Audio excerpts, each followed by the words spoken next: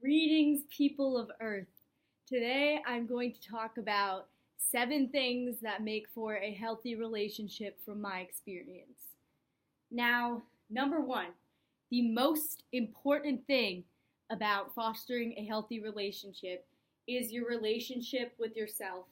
Before you contemplate getting in a relationship with one person, multiple people, one person that acts like multiple people, I don't know, you need to ask yourself what issues within yourself need to still be healed, and if having a partner right now is really the right thing to help you evolve on your personal journey, whether that be external things like your career or internal things like maybe you have trust issues from a last relationship, or maybe you're having trouble loving yourself, or maybe you're a very fearful lover and you're always afraid that people are going to leave you. Maybe it's not time for you to get in a relationship if those issues are very big and present and they'll interfere you from being a good partner. Also, we attract partners based on where we're at in our lives. So if you're a very insecure lover and you're always worried that your partner is judging you, you may attract a partner that is the same way, or maybe they have issues in another area, but you will attract where you're at.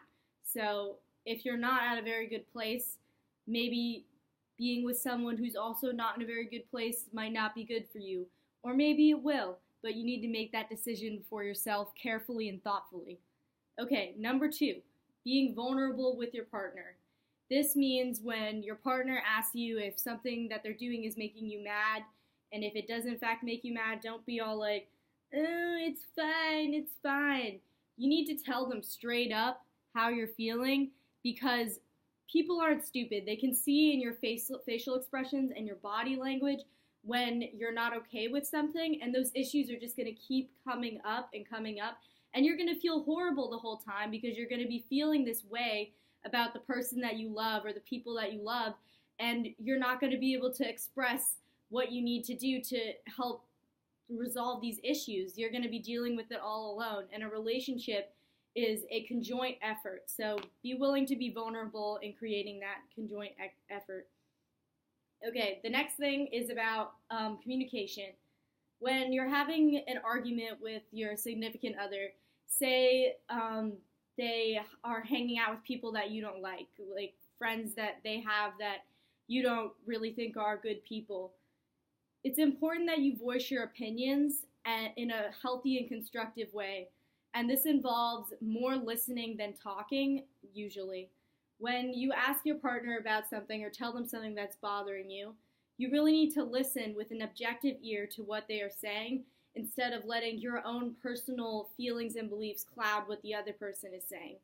Take what their words are for what they are, and then think about that in a constructive way. And if a conversation turns into an argument, I find that the best thing to do is to go for a walk, take a step away, get yourself in a better mental state before engaging in a conversation that could potentially end your relationship or lead to a huge conflict that could have easily been avoided if the 2 of you or the 3 of you just took a deep breath and walked away for a little bit and came back to the problem later. Okay, 4th thing, sexual creativity and creativity in everyday life. It's easy for a relationship to run dry when you're not spicing it up in the bedroom enough. And this doesn't mean that you have to have sex on a bus in front of 30 people. You could just maybe try a new position or try having sex in the shower. Just changing it up is very important. Helping each other evolve sexually, I think, is a very big part of relationships. Learning about each other's bodies and discovering new things is one of the most exciting things about being in a relationship. So experiment with that. That's something really fun and really rewarding. And it can also show you a lot about yourself.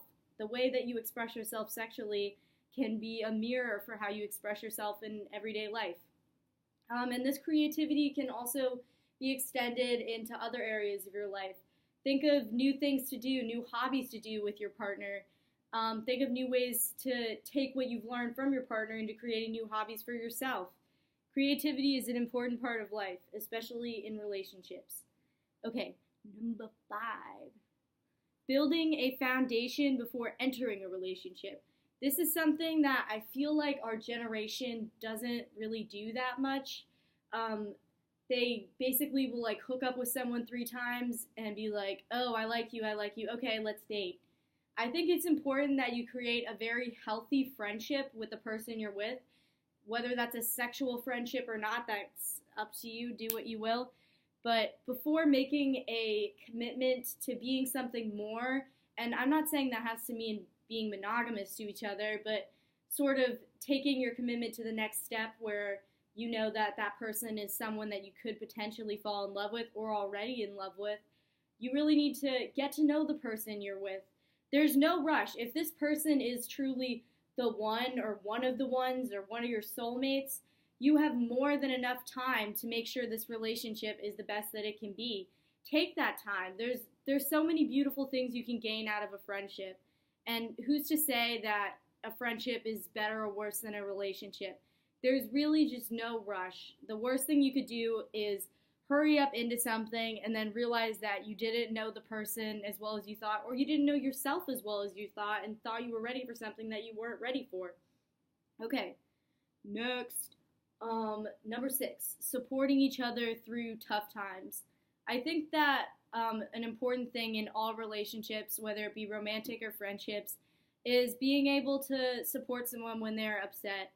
If you aren't able to really lend an ear or be a shoulder to cry on to your partner, they're going to feel emotionally neglected, and then that'll manifest into bigger issues such as jealousy, resentment, all sorts of things. And relationships can be a great opportunity for you to learn how to be a better supporter of yourself, because through supporting other people, we learn different ways to talk to ourselves when we're in a hard time. So I think that's very important. And the last thing, also a very important thing, number 7, is that all relationships take work. And if you're going to give up on something after one fight or one disagreement, I really don't think that's constructive, because you don't know if the relationship could be the most amazing one in your life. You don't know shit in this life. So maybe just try a little harder.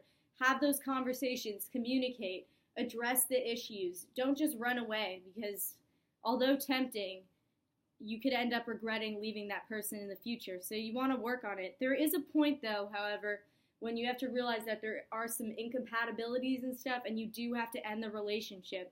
But just like you don't need to rush getting into a relationship, you don't need to rush getting out of one. All right, guys, I hope you enjoyed my perspective on this. Peace out. I need to turn on my computer.